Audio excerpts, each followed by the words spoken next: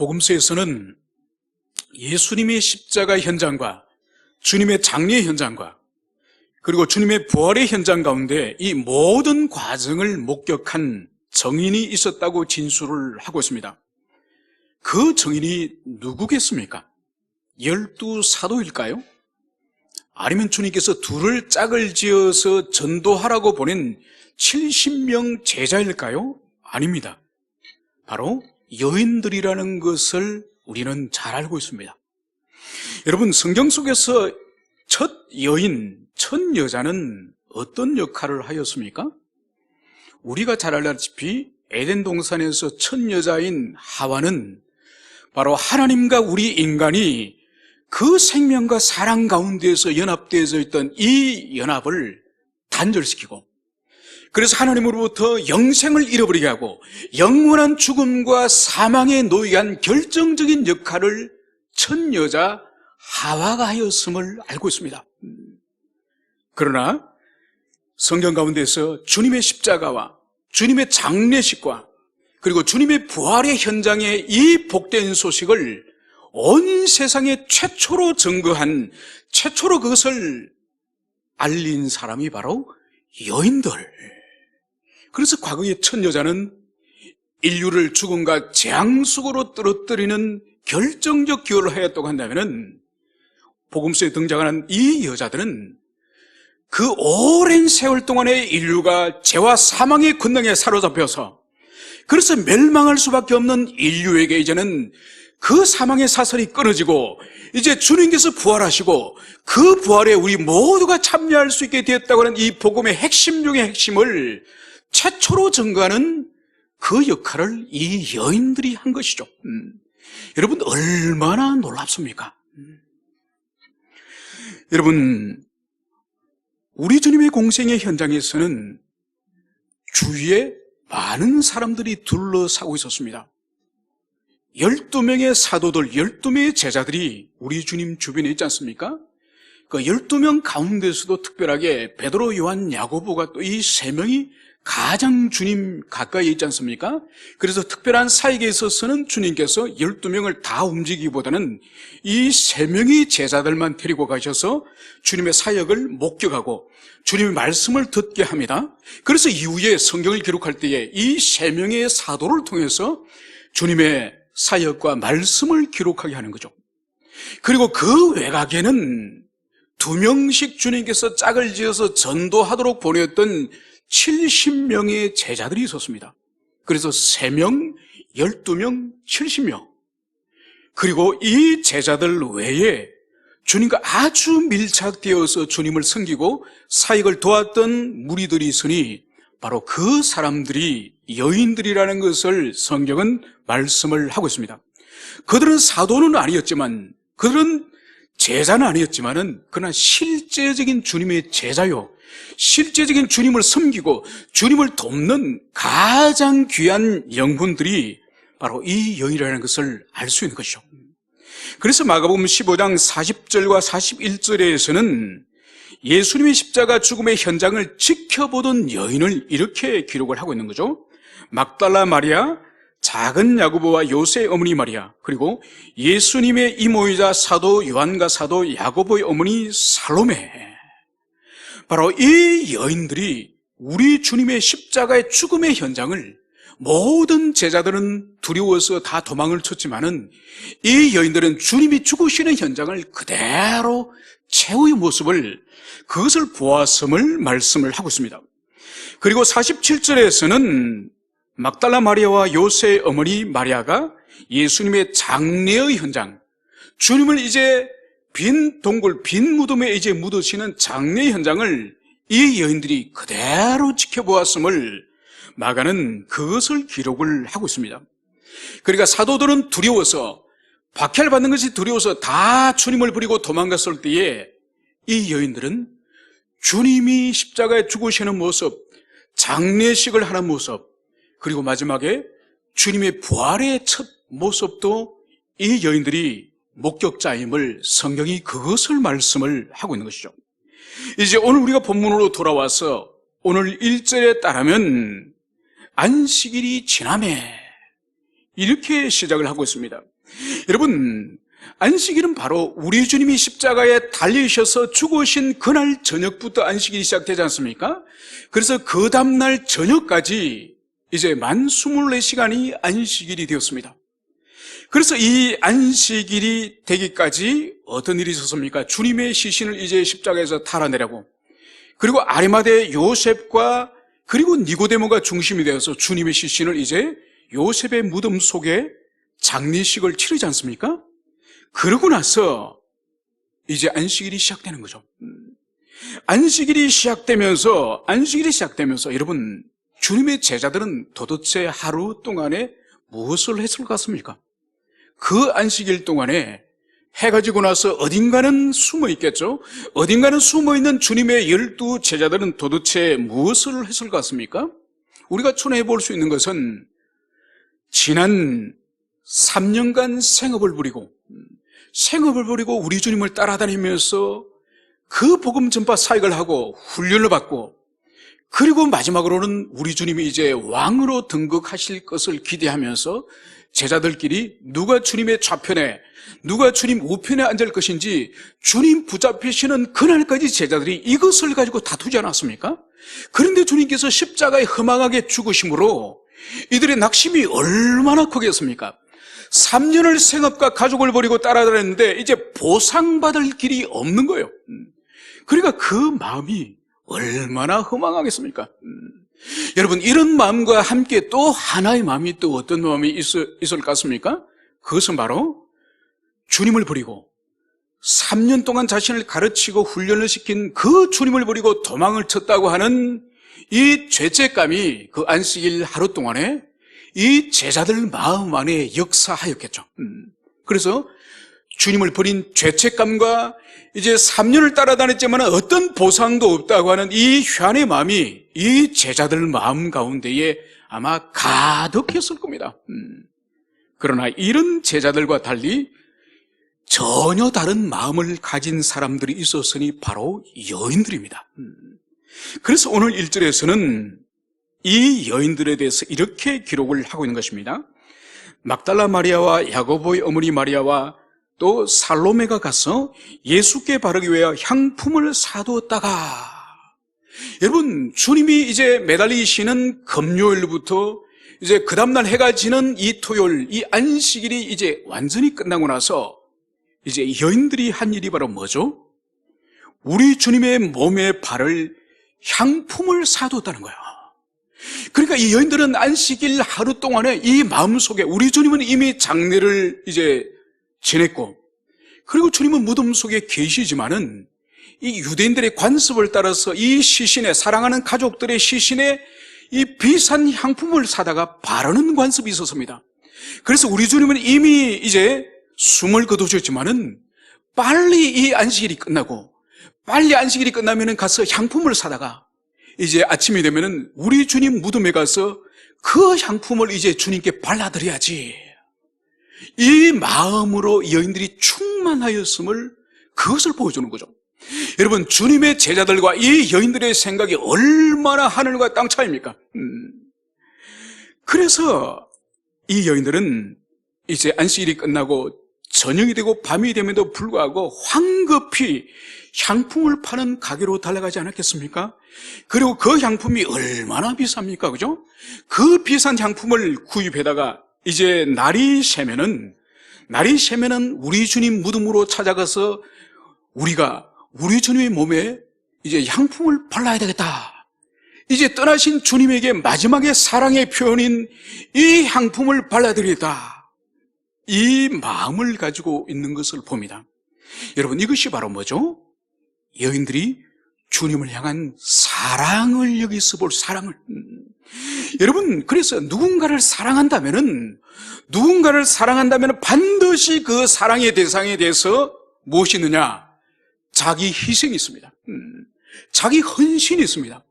여러분, 입으로 사랑한다고 말하면서 자기를 내어주고 자기 시간과 자기의 물질과 자기를 내어주지 않는 사랑이 있다 한다면은 그것은 거짓말이에요. 그것은 사기예요. 여러분, 반드시 사랑한다면은 자기를 내어주는 희생이 반드시 있다는 거죠. 그래서 성부 하나님께서 이 세상을 얼마나 사랑하셨으면은 당신의 독생자를 이 세상에 보내시지 않으셨습니까? 그리고 성자 하나님께서도 이 세상을, 죄인을 얼마나 사랑하셨으면 이 낮고 낮은 이 세상에 사람의 몸을 입고 이 세상에 태어나셨습니다. 그리고 사람의 몸으로 태어나실 뿐만 아니라 마지막에 그분의 사역이 어떻게 완성되죠? 바로 십자가에서 벌거벗긴 채로 온몸이 피투성이가 되고 조롱과 모욕과 그 침뱉음을 당하면서 매달려서 죽으시는, 자기 생명을 내어주시는 이 희생과 이 사랑이 있는 것이죠. 여러분, 사랑이 있다면 반드시 자기 희생으로 드러나는 우리 주님의 이 사랑을 닮은 것이 바로 제자들은 두려워할 때에 이 여인들은 물질로나 마음으로나 이렇게 주님께 자신의 사랑을 표현하려고 하는 이것을 우리는 여기서 볼 수 있습니다. 오늘 성경은 안식 후 첫날 매우 일찍이 해돋을 때에 그 무덤으로 가며, 여러분, 이 여인들이 어쩌면 밤을 새면서 잠을 못 잘 수도 있을 것입니다. 왜냐하면 빨리 새벽이 와서 빨리 주님의 무덤가에 가서 그분께 향품을 발라드리고 그분의 사랑을 기억하기 위해서 아마 이 여인들은 밤을 새서 잠을 못 잘 수도 있을 것입니다. 아무튼 안식 후 첫날 매우 일찍이 해돋을 때에 무덤으로 갔다고 성경은 말씀을 하고 있습니다. 여러분, 이 여인들이 우리가 추론해 볼 때에 아마 베다니에서 잠을 잤을 수가 있습니다. 갈릴리에서 올라온 여인들이기 때문에 우리 주님께서도 갈릴리에서 이제 오셔서 예루살렘 사역을 할 때 대부분 베다니에서 주무시고 아침에 예루살렘으로 가셔서 성전에서 가르치지 않으셨습니까? 아마 이 여인들도 베다니에서 밤에 잠을 자고 예루살렘으로 올라와서 이제 주님의 무덤을 찾아갔을 것입니다. 한 거리는 무덤까지 이 베다니에서 한 3, 4km 정도 됩니다.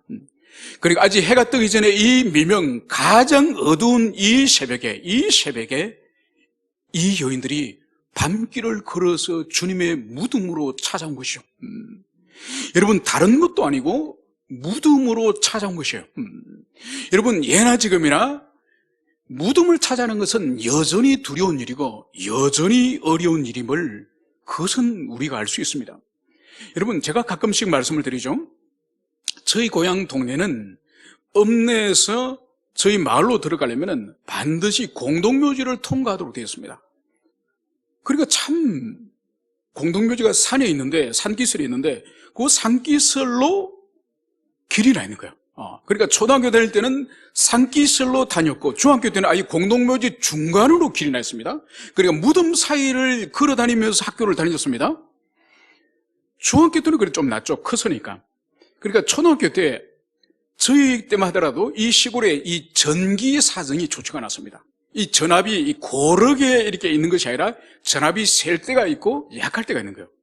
그러니까 이 백열 전등, 이 필라멘트가 약해가지고 이 전압에 의해서 자주 백열 전등이 나갑니다.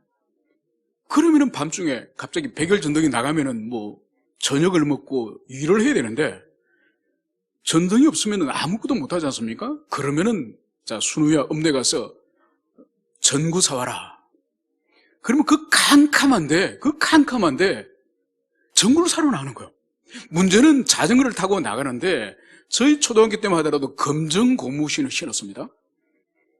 그래, 겨울에는 괜찮아요. 겨울에는 양말을 신고 검정 고무신을 신으면 괜찮은데 이 여름이나 이 따뜻한 계절에 이 검정 고무신을 신고 자전거를 타면은 이 발바닥에 땀이 나요.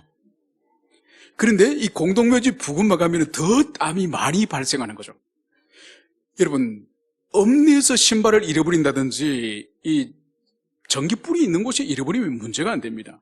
꼭 신발을 잃어버리면 이 공동묘지 아래에서 딱 이 고무신이 미끄러지면서 신발이 벗겨지는 거예요. 그러면 어떡합니까? 이 자전거 세우고 그 캄캄한데 그 색깔도 흰 백고무신이 아니라 검정 고무신이 찾기가 얼마나 힘듭니까? 그리고 옆에는 공동묘지고 얼마나 마음에 두려움이 있는지. 여러분, 이 여인들이 두려움을 무릅쓰고 밤길을 걸어오고 그 걸어온 목적지가 바로 이 무덤이에요, 무덤. 그러니까 이 여인이 이렇게 걸어올 수 있는 이 밤길을 걸어오고 공동묘지를 걸어올 수 있는 이 동인이 도대체 뭘까요? 움직이게 하는 이 동인이 뭘까요? 그것은 바로 예수님을 향한 사랑이죠, 사랑. 주님을 사랑하기 때문에 물질을 드리고 주님을 사랑하기 때문에 이 두려운 밤길과 이 공동묘지를 걸어올 수 있는 거죠. 여러분, 사랑의 힘이에요, 사랑의 힘. 여러분, 그렇기 때문에 기독교 신앙의 본질은 주님을 사랑하는 거예요. 예전에 주님에 대해서 관심이 없었고, 예전에 교회에 대해서 관심이 없었고, 예전에 그리스도인들 이 공동체 지체에 대해서 관심이 없던 우리의 마음에 하나님을 사랑하고, 하나님을 사랑하는 하나님의 말씀이 성경을 사랑하고, 그리고 그분이 교회를 사랑하고, 또 그분의 교회의 회원인 지체들을 사랑하고, 그래서 지체의 아픔이나 지체의 기쁨을 들으면은 마치 나의 아픔, 나의 기쁨처럼 여겨지는 이 신령한 이 연합, 바로 이것이 바로 그리스도의 이 신앙, 이 사랑의 본질이라는 거죠. 여러분, 그래서 우리는 무엇보다도 참다운 교회의 회원이 되어서, 그리고 성령 안에서 우리가 연합되어져서 우리가 한 몸임을 수시로 우리는 경험해야 되는 거예요. 그래서 오늘도 우리가 성찬에 참여하겠지만은 이 성찬만큼 주님과 연합을, 가장 깊은 연합을 경험하는 것이 없습니다. 그래서 우리가 성찬에 참여함으로써 이 마시는 이 잔과 이 떡이 우리 몸 속에서 모두 자양분이 되듯이 하나님의 그 은혜가 우리 속에서 우리 영혼과 우리 모든 전인격을 이제 주님께서 치유하시고 하나 되게 하시고, 그것이 더 확장되어서 우리 옆에 있는 지체들과도 한 몸이고 하나됨을 경험케 하는 것이 바로 성령의 역사고, 그것이 바로 성찬의 사이인 것을, 그것을 우리가 가슴에 새겨야 할 것입니다. 이제 우리가 생각해야 될 것은, 그러면은 도대체 이 여인들이 주님을 사랑해서 자기를 희생하고 이 두려움을 이기는 이 사랑의 도대체 원동력이 뭔가? 원래 이 여인들이 사랑이 많고 원래 하나님께 헌신하기를 좋아하는 그런 여인인가? 그런 의미가 아니라는 거죠. 이 여인이 자기를 내어줄 수 있는 원동력은 바로 우리 주님께로부터 받았던 먼저 선행적인 사랑, 선행적인 은혜를 경험하였기 때문에 주님을 향해서 자기의 물질을 드릴 수 있고, 이 어두운 밤에 찾아갈 수도 있고, 또 주님의 몸에 향품을 발라드리고 싶은 이 착한 마음을 가질 수 있는 거예요. 여러분, 그래서 우리에게 가장 중요한 것은, 우리가 생애적으로 주님의 사랑을 경험하는 것도 중요하지만은 반복적으로 계속적으로 주님의 은총과 이 사랑을 경험하는 이것이 얼마나 중요한지, 반복적으로 우리가 회심해야 될 이유가 이렇게 중요한 것입니다. 여러분, 자신을 드렸던 오늘 여기에 등장하는 이 막달라 마리아를 성경은 7 귀신이 들린 여인으로 소개하고 있습니다. 여러분, 그 사람의 인격 가운데 한 귀신도 아니고 7 귀신이 그 사람 속에서 역사하였으면은 그 사람이 얼마나 분열적이고 얼마나 그 7 귀신이 가지고 있는 이 악한 이 성품과 인격에 의해서 그 인격이 휘둘리고, 그래서 더러운 삶을 살고 부정한 삶을 사고 악한 삶을 그가 살았겠습니까?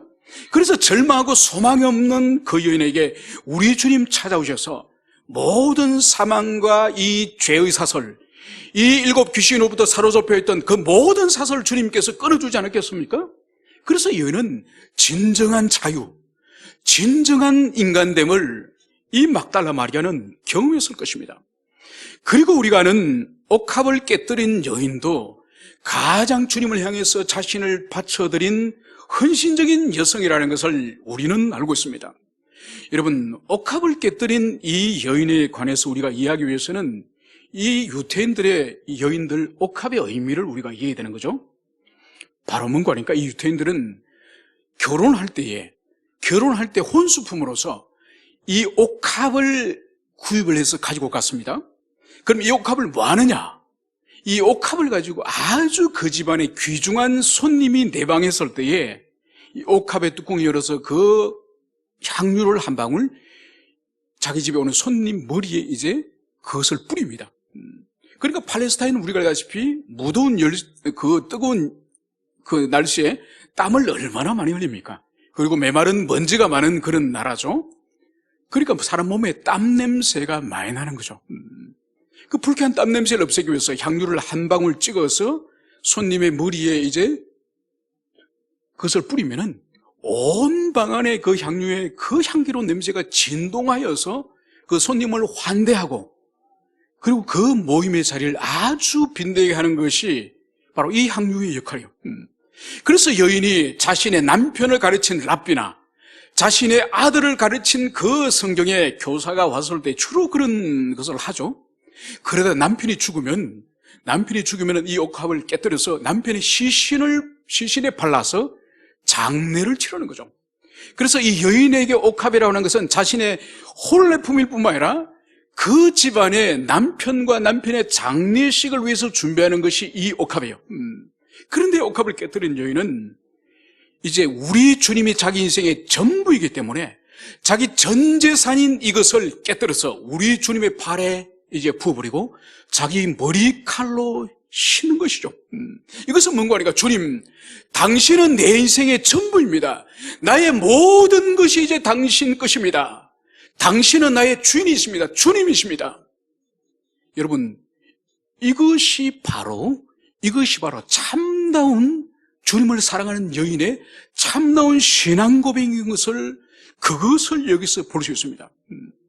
여러분, 가끔 지체들 가운데서 이렇게 상담을 하다 보면은 특히 청년들 가운데서 그런 질문을 제가 예전부터 많이 들었습니다. 바로 뭔가 하니까 아마 자신의 양심과 내면에 어떤 거리낌이 있고 어려움이 있겠죠. 목사님, 이렇게 하면 이것은 죄가 될까요? 이렇게 하면 이것은 죄가 안 될까요? 이런 질문을 제가 오래전부터 많이 들었습니다. 그러니까 목사님, 맥주는 마셔도 되겠죠? 목사님, 소주는 말고 와인바에서 와인 한 잔은 괜찮겠죠? 목사님, 담배는 안 되도록 전자담배는 괜찮겠죠? 여러분, 이런 질문하는 사람들이 많습니다. 또 다른 한 종류의 사람은 있습니다. 어떻게 하면 주님께 기쁨이 되고 내가 어떻게 하면 주님을 기쁘시게 하고 내 삶을 주님이 인정하시고 어떻게 하면 주님께 그리고 이웃에게 내 자신을 내어줄까? 여러분, 차원이 완전 다른 거죠. 여러분, 차원이 다르니 삶의 열매나 삶도 완전히 다릅니다. 문제는 영적으로 어릴 때 그런 질문을 하면은 괜찮지만은 신앙생활을 수십 년을 하는데도 여전히 그런 사고 가운데 있다고 한다면은 그는 큰 문제죠. 오늘 이 여인들은 어떻게 하면 하나님을 기쁘시게 할까? 어떻게 하면 우리 주님을 기쁘시게 할까? 여기에 사로잡혀 있는 그런 가슴을 가졌다는 것을 우리는 마음에 새게 할 것입니다.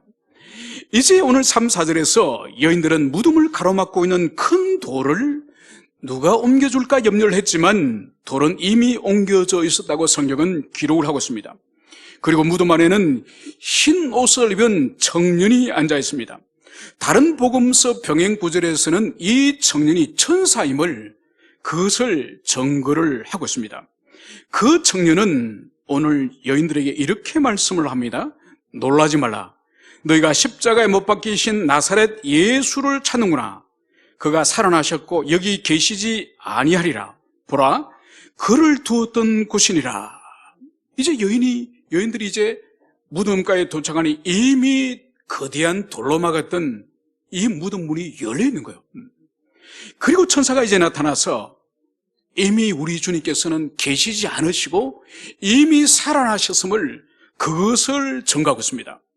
여러분, 우리 주님은 이미 3일 전에 완전히 십자가에 매달리셔서 6시간 만에 완전히 죽었음을 그것을 성경은 말씀을 하고 있습니다. 여러분, 우리 주님의 죽음을 확인하기 위해서 로마 병사가 아주 날카로운 창끝으로 주님의 이 가슴을 찌르지 않습니까? 가슴을 통과해서 이 창이 어디를 찔렀습니까? 심장을 찔렀죠. 심장을 찌른 결과를 성경은 어떻게 기록을 하고 있습니까? 피와 물이 쏟아졌다. 피와 물이 쏟아졌다. 여러분, 살아있는 사람을 심장을 창으로 찌르면 뭐가 쏟아지겠습니까? 피밖에 쏟아지지 않아요. 그런데 신기하게 이 로마 병사가 이 주님의 죽음을 확인하기 위해서 찔렀더니 피와 물이 쏟아졌다는 거예요. 여러분, 이것은 무슨 의미일까요? 그것은 바로 이 심장 안에 이미 이 작용이, 이 심장의 박동이 멈춰버리고 그 심장 안에 이제 피가 이제 가만히 정지된 상태에 있음을 보여주는 거죠.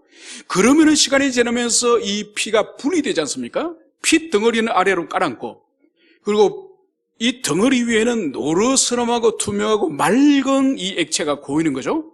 그래서 이 피 덩어리 위에 고여있는 이 액체를 의학적으로는 혈청이라고 부르죠. 그죠? 그래서 이미 피 덩어리와 혈청이 분리된 상태를 이제 창으로 찌르니 이제 사람의 눈으로 볼 때는 이 피와 물이 쏟아진 것이죠. 이것은 주님께서 이미 오래전에 이미 심장이 완전히 멈춰버리고 완전히 죽음의 상태에 있었다는 것을 보여주는 것이 바로 피와 물이 쏟아졌다고 하는 이 성경의 진술인 거죠. 그래서 주님은 의학적으로 완전히 죽어버렸고, 완전히 주님의 영혼이 떠났고, 완전히 뇌가 멈춰버렸고, 심장이 멈춰버리고, 호흡이 멈춰버린 생물학적이고 의학적으로 완전히 사망의 상태에 있는 것이죠. 그리고 그것이 한두 시간이 아닌 3일의 시간 동안에 이 사망의 상태에 있던 우리 주님이 오늘 성경은 이 천사 입술을 통해서 살아나셨다. 우리 주님이 부활하셨다. 이것을 여인들에게 증거를 한 것입니다. 여러분, 이것이 부활이 부활. 이것이 바로 인간에게 이 세상으로부터 일어난 이 권능이 아닌 바로 인간 밖에서 하늘로부터 하나님의 권능, 초자연적인 권능으로부터 일어난 이 부활의 사건이 오늘 일어났음을 오늘 천사는 그것을 고지하고 있습니다. 여러분, 구약성경에서는 구약성경 전체적으로 볼 때에 이 부활의 사상이 어떻게 드러날까요? 아주 약하게. 구약에서는 이 부활의 사상이 아주 약하게 드러남을 알고 있습니다. 구약의 중심은 이 현세에서 하나님을 섬기고 이 현세에서 이웃을 잘 섬기는 데 초점을 맞추고 있는 거예요. 신약에서는 이 내세에 대해서, 종말에 대해서 아주 강조하지만은 구약에서는 약화된 거예요. 왜 그러면 구약에서는 이 부활의 사상이 약화됐냐? 그것은 바로 이 언약의 백성들이 있던 이 주변 이집트라든지 이 메소포타미아 고대 이 전설과 이 신화에 이 부활의 신앙이 그들에게 있습니다. 그래서 이 히브리인들이 혼합주의에 두려워하기 때문에 이 메소포타미아 신화나 이 이집트 신화에 이들이 경계를 하기 때문에 구약에서는 드러나지 않습니다. 다니엘서 12장 2절에서는 명백하게 부활에 관한 계시를 이렇게 말씀을 하고 있습니다. 땅의 티끌 가운데 자는 자 중에서 많이 깨어 영생을 얻는 자도 있고 수욕을 받아서 무궁히 부끄러움을 입을 자도 있을 것이며, 이 다니엘서 12장 2절에서는 구약 가운데서 가장 명백하게 이제 땅의 티끌, 죽어서 흑으로 티끌로 돌아간 인생들 가운데서 다시 부활하되 영광으로 들어갈 자도 있고 수치와 부끄러움으로 들어갈 자도 있다. 명백한 부활의 사상을 여기서 말씀을 하고 있는 거죠. 여러분, 그러면 예수님 시대나 사도 시대 때, 이 초대교회 때 부활의 사상은 과연 그리스 로마 문명 안에서는 인정이 됐을까요? 아니에요. 여러분, 그리스 로마 시대의 이 사상의 본질은 바로 뭔가 하니까 영혼은 신령한 것이고 좋은 것이고 선한 것이지만은 육체와 물질의 세계는 악한 것이라고 여겼던 이 그리스 로마의 이원론 사상, 이 이원론 사상이 그 시대에 팽배했기 때문에 바로 죽은 사람의 육체와 영혼이 다시 결합되어진 이 부활을 원하지 않는 거예요. 오히려 그들은 육체와 영혼이 분리되는 죽음이 인간의 진정한 자유, 영혼의 감옥이라고 볼 수 있는 이 육체 속에 영혼이 갇혀 있다가 죽으면 이제 드디어 육체를 영혼이 벗어나기 때문에 진정한 인간의 해방과 자유는 비로소 죽음으로써 인간의 자유와 해방을 경험한다고 생각했기 때문에 바울이 복음에 대해서 증거하면서 부활을 진술할 때에 바울은 이 십자가 복음이 이방인들에게는 미련한 것이다. 여러분, 미련할 수밖에 없는 거죠. 그들은 부활을 절대로 원하지 않는 거죠. 이제 죽어서 영혼이 헐헐 육체를 떠났는데 다시 이 죽은 육체 속으로 영혼이 돌아오니 이것은 미련한 일이죠. 그래서 고린도 교회를 향해서 이방인들은 십자가 복음이 미련한 것이다, 이렇게 말한 것이죠. 그래서 유대교 안에서는 오직 바리새인들만 그 시대에 이제 이 부활의 교리를 믿었던 것을 우리는 볼 수 있습니다. 여러분, 그래서 우리가 이 부활을 생각하기 위해서는 반드시 두 가지 생각을 정리해야 됩니다. 그것은 바로 인간의 이 생명, 그리고 인간의 이 죽음의 의미, 이 의미를 우리가 생각할 때에 예수님이 반드시 죽으셨기 때문에 반드시 부활이라고 하는 이 개념이 가능함을, 그것을 우리가 생각을 해야 될 것입니다. 여러분, 우리 인간의 생명은 어떤 존재인가요? 그것은 바로 주님께서 여섯째 날 모든 만물을 지으시고 마지막 여섯째 날 최후의 피조물로서 우리 사람을 짓지 않았습니까? 그래서 다른 피조물과 달리 하나님의 모양과 형상으로 지었다고 성경은 말씀하고 있죠. 그 모양과 형상의 본질이 뭔가요? 인간은 하나님을 닮되 하나님을 아주 닮은 존재, 아주 존귀한 존재로 우리 사람을 지었음을 성경이 그것을 말씀하고 있습니다. 그래서 인간이 하나님이 지으신 모든 세계를 이제 관리하고 돌볼 수 있는 이 청지기의 고귀한 사명의 존재가 우리 사람이죠. 여러분, 그렇기 때문에 인간의 존재, 인간의 기원이 어딘지는 이 세상의 어떤 종교에서도 가르치지 않습니다. 오직 성경만이, 오직 하나님께서 당신이 친히 지으셨고, 그리고 하나님께서 우리에게 고귀한 사명을 가진 존재라는 것을 오직 성경에서만 그것을 진술하고 있음을 볼 수 있습니다. 그런데 우리 인간이 죽게 된 거예요. 여러분, 우리 인간에게 오늘날 생로병사, 태어나고 늙고 병들고 죽는 이 생로병사는 오늘날 우리에게는 너무나도 자연스러운 현상이에요. 그래서 어떤 사람이 연세가 들어서 늙어간다, 어떤 사람이 병이 들었다, 어떤 분은 돌아가셨다, 이런 말을 들으면은 그것을 우리는 자연스러운 생명의 어떤 메커니즘으로, 생명의 흐름으로 생각합니다. 여러분, 원래 인간은 늙고 병들고 죽도록 인간이 피조된 것이 아니에요. 이 죽음은 우리 인간에게 아주 특별한 이상한 그런 현상임을 성경이 말씀하고 있으니, 여러분, 인간의 죽음의 원인은 성경이 뭐라고 말씀하고 있죠? 죄의 삭은 사망이요, 바로 하나님을 등지고 하나님을 떠나서 창조의 목적을 거슬러서 자기 욕망과 자기가 하나님이 되고자 했던 그 악한 욕망을 따라서 타락했을 때에 하나님께서 인간에게 뭘 말씀하셨습니까? 너는 흙이니 흙으로 돌아갈지니라. 죄의 삭은 사망이요. 여러분, 그래서 인류에게 이 죽음이 선포된 이것은 죄의 결과, 영원한 생명이신 하나님과 단절된, 하나님과 분리된 바로 그 결과가 죽음이라는 것을, 그것을 말씀하고 있습니다. 여러분, 그래서 자연인, 그리스도 예수를 영접하지 않은 자연인의 죽음은 지금도 변함없이 그것은 죄의 결과예요. 죄의 결과. 여러분, 그러나 우리 그리스도 안에 있는 우리들에게 있어서 죽음의 의미는 뭔가요? 더 이상 우리는 하나님의 저주가 아니요, 형벌이 아닙니다. 이제 그리스도 안에 있는 우리들의 죽음의 의미는 우리가 육체를 떠나서 하나님 아버지에게 돌아가며 이 지상에서 모든 수고와 눈물과 애통을 이제는 내려놓고 안식 속으로 들어감이, 이것이 우리의 죽음이에요. 그래서 성도의 죽음은 결코 나쁜 것이 아닌, 이 지상에서 어떤 복락을 누리고 어떤 행복을 누리고 어떤 부귀 영화를 누리는 사람보다 더 복된 것이 바로 죽음이에요. 죽음. 그래서 우리 그리스도인은 죽음에 관한 관념이 완전히 달라진 사람이 참다운 그리스도인이에요. 여러분, 그러나 우리 주님의 죽음은 어떤 의미일까요? 바로 죄의 삭은 사망이라고 하는 이 원리가 우리 주님에게도 지배되어질까요? 아니에요. 바로 하나님을 배반하여 타락한 인류가 당해야 될 그 지옥의 형벌, 그 지옥의 형벌을 당신이 십자가를 지시고 온전히 십자가 위에서 당하신 대속적인 죽음이 우리 주님의 죽음의 의미인 거죠.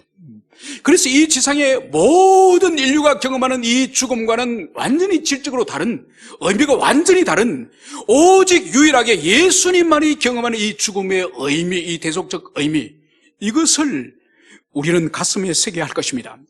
여러분, 그렇기 때문에 주님께서 죽으셨다가 3일 만에 부활하셨다는 이 의미는 무엇일까요? 여러분, 이것은 바로 예수님의 십자가의 죽으심과 함께 주님의 이 구속 사역에 있어서 본질적인 것이야. 그래서 십자가 죽으셔야만 되듯이 죽으신 주님이 반드시 부활하셔야 돼요. 그러니까 주님께서 십자가에 죽기만 하시고 계속적으로 무덤에 누워 계시면은 이 대속 사역이 완성될 수가 없어요. 그래서 십자가에서 죽으시고 3일 만에 무덤에서 일어나셨다는 의미는, 이것은 바로 성부 하나님께서 그리스도 예수의 대속 사역이 완성되었음을 인정하시고, 주님의 죽으심은 죄인의 죽음과는 전혀 다른, 당신이 지상에서 가르치신 모든 진리가 의로운 것이고 당신의 모든 삶이 옳다고 하는 보증이 바로 주님이 죽으심에서 부활하신 이 사건인 거죠. 그래서 이 부활을 빼고는 십자가의 죽음만을 가지고는 절대로 주님이 그리스도 되심, 메시아 되심이 이루어질 수 없는 거죠. 그래서 이 부활은 반드시 십자가 죽으심과 함께 주님의 그리스도 사역을, 그 메시아 사역을 완성하는 보증이라는 그것을 우리는 가슴에 새게 됩니다. 그리고 더 나아가서 성경은 우리 주님을 부활의 첫 열매다, 부활의 첫 열매다, 이 말씀을 하고 있습니다. 그러니까 주님의 이 부활을 통해서 인류를 사단과 이 죄와 사망의 권능이 인류를 얼마나 두려워하면서 자신의 종으로 노예로 삼았습니까? 그런데 주님이 이 사망의 권능을 깨뜨리고 모든 죄의 권능을 깨뜨린 사건이 이 부활이지 않습니까? 그래서 더 이상 이 사망과 이 죄의 권능은 인류를 지배할 수 없습니다. 인류를 두렵게 할 수 없습니다. 그 예수 그리스도 복음을 믿는 자에게는 더 이상 효력을 발할 수 없는 이 진리가 바로 이 부활의 이 교리, 이 부활의 교리인 거죠.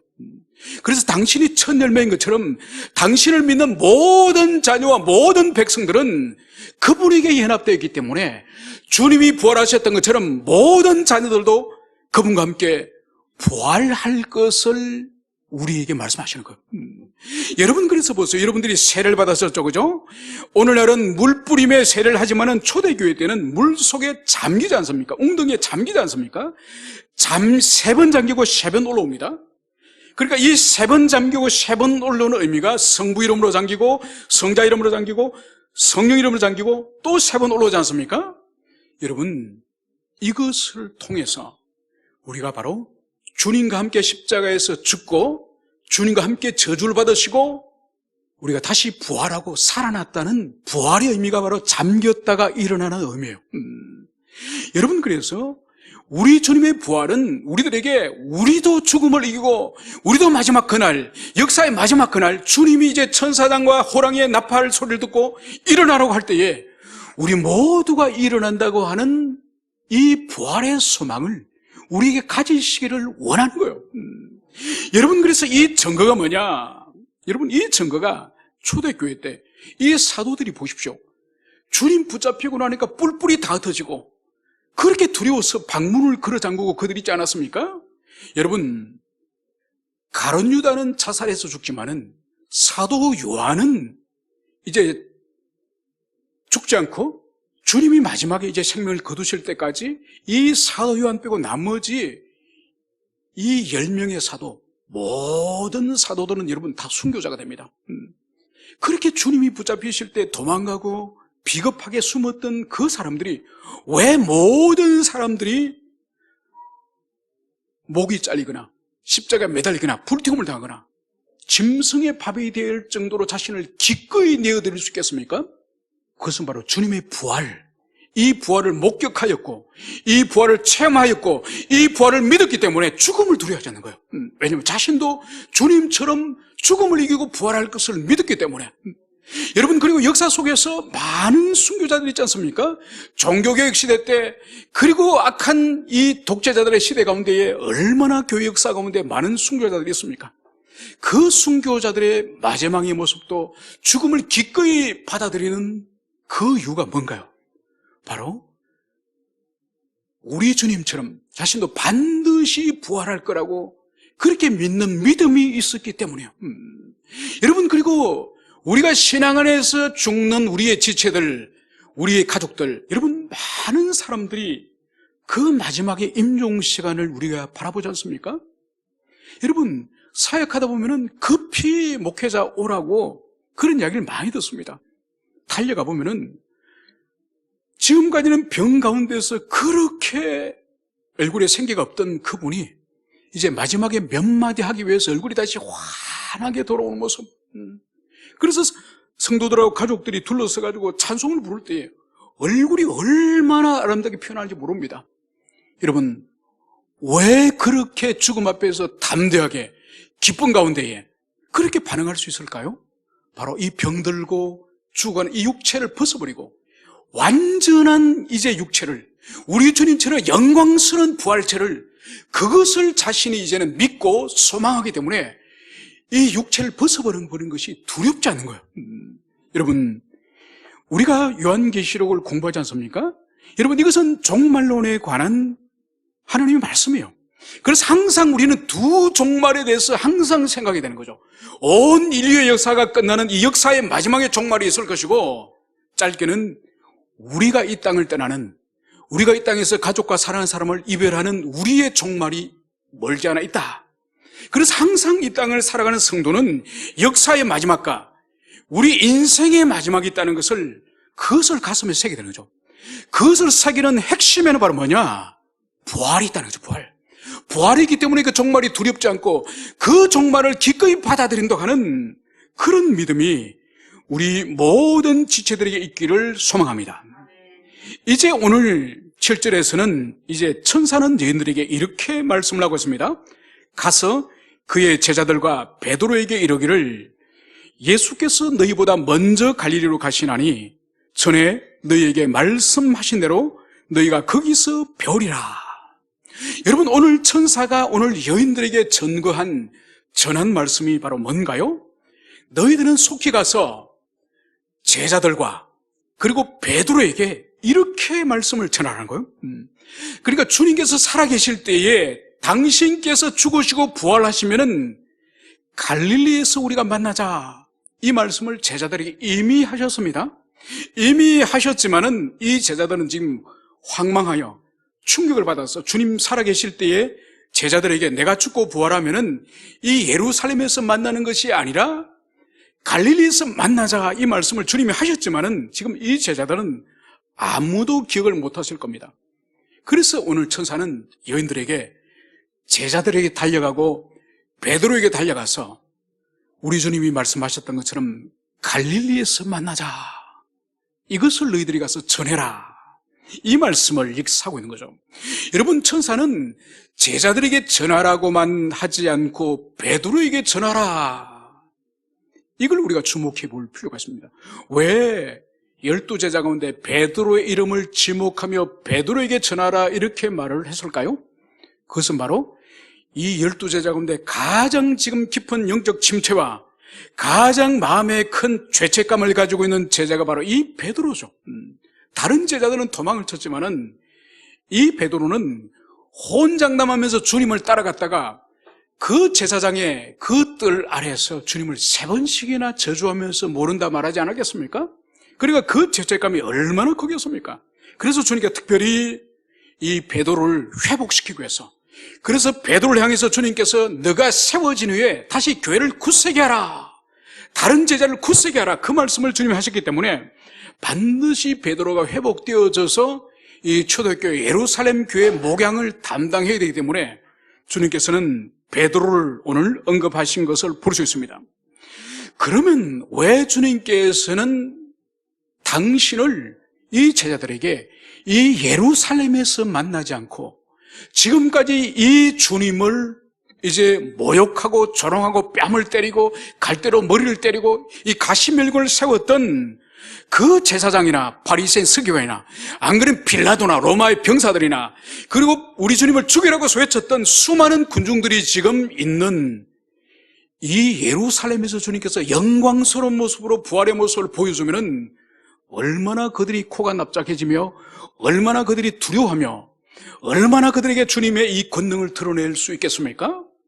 그런데 주님은 이 예루살렘이 아니라 이 시골 벽지 갈릴리에서 다시 만나자, 이 말씀을 주님이 하신 거죠. 여러분, 왜 주님께서는 수많은 사람들 앞에서 이렇게 당신의 부활을 나타내지 않고 이 시골 벽지 갈릴리에서 만나자 했을까요?